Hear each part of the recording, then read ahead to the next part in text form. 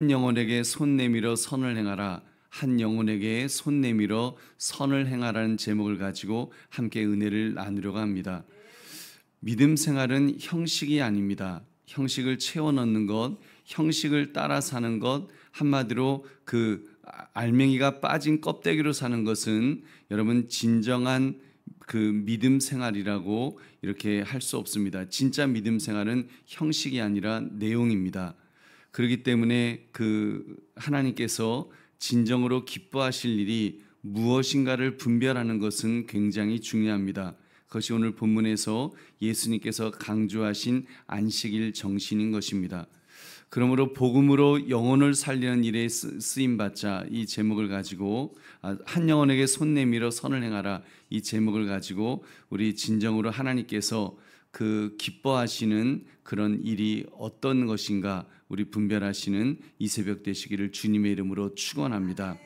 오늘 본문의 내용을 자세히 살펴보겠습니다. 예수님께서는 회당에서 누구를 만나셨습니까? 우리 1절 말씀 같이 읽겠습니다. 시작. 예수께서 다시 회당에 들어가시니 한쪽 손 마른 사람이 거기 있는지라. 아멘. 이 한쪽 손 마른 사람을 만나셨습니다. 이것은 안식일 규정으로 예수님을 궁지에 몰아넣고 싶은 무리들에게는 아주 그 절호의 이제 기회가 찾아온 것입니다. 안식일을 기억하여 거룩하게 지키라고 하셨으니까 아무리 작은 일이라도 예수님이 뭔가 일을 하면 그것을 이제 꼬투리 잡으려고 이제 그렇게 작정을 했던 것입니다. 예수님께서는 그들의 그 삐딱한 시선을 아셨지만 두려워하지 않으셨습니다. 손 마른 사람 한가운데에 일어서게 하신 후에 이제 그를 고쳐주셨죠. 여러분 그 모습 그것은 예수님의 결단이었습니다. 형식보다 중요한 것이 내용이라 판단하셨기 때문에 예수님께서는 안식일에 선을 행하는 것과 생명을 구하는 것이 옳다고 여기셨던 것입니다.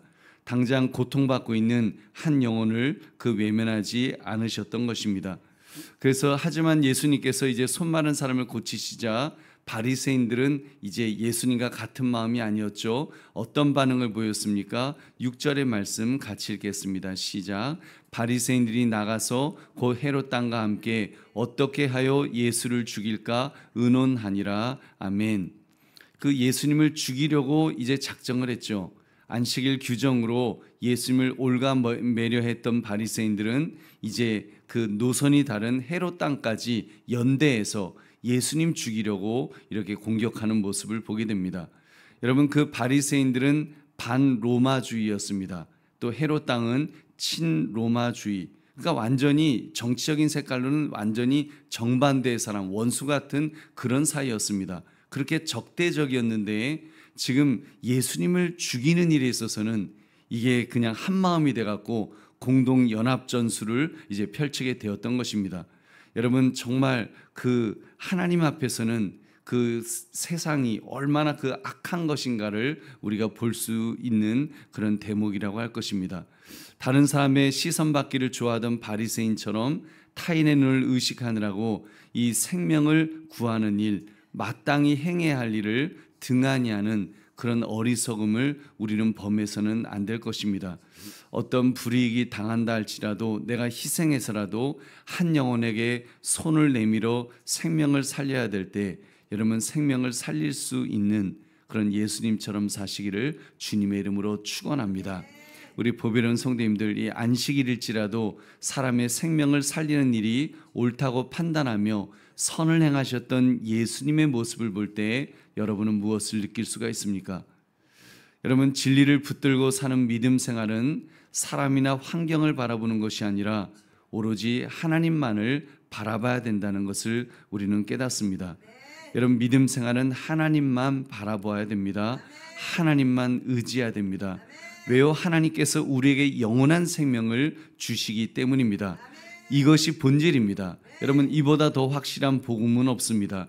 이 복음이 확실하면 사람은 그 사람 바라보지 않을 것이고 환경을 바라보지 않게 될 줄로 믿습니다.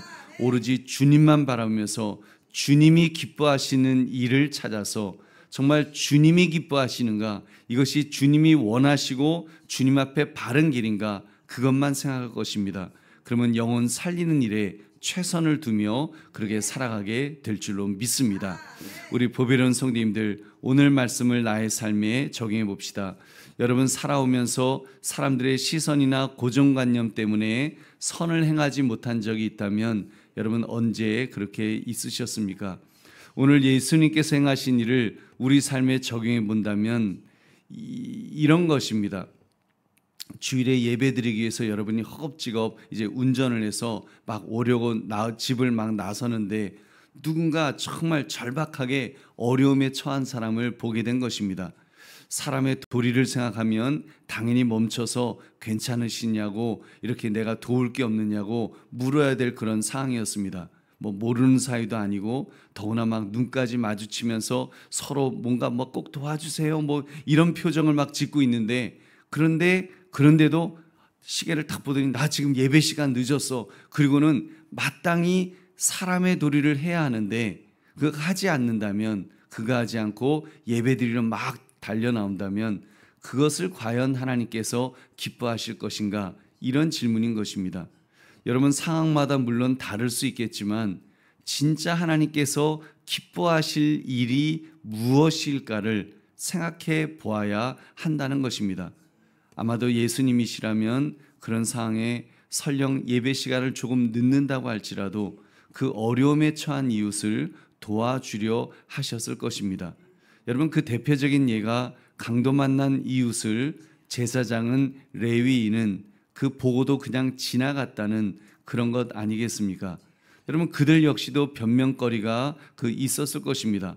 나는 제사에 참여해야 해. 나는 제사에 참여해야 되는 사람인데 내가 혹시라도 죽은 사람 건드려서 나를 더럽힐 수 없어. 그 부정한 자가 되니까 시체를 만지거나 그러면 부정한 사람이 되니까 뭐 피를 만지거나 그러면 안 되니까 이런 명분으로 도와야 할 일을 피하였을 것입니다.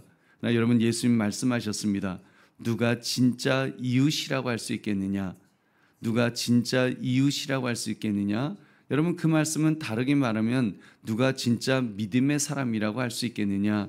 이렇게 우리가 그 반문해 볼 수 있을 것입니다. 이런 점에서 우리는 주변을 돌아봐야 합니다. 예수님처럼 한 영혼을 살리는 길을 선택하고 선을 행해야 할 줄로 믿습니다. 그것이 주님이 원하시는 길이라는 사실입니다. 우리는 예배를 위해서 예배를 드리는 것이 아닙니다. 하나님께 영광을 돌리기 위해 예배를 드리는 것입니다.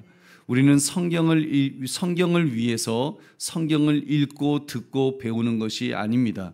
그 성경을 통해 하나님의 뜻을 분별하고 하나님의 뜻대로 행하기 위해서 우리는 성경을 읽는 것입니다.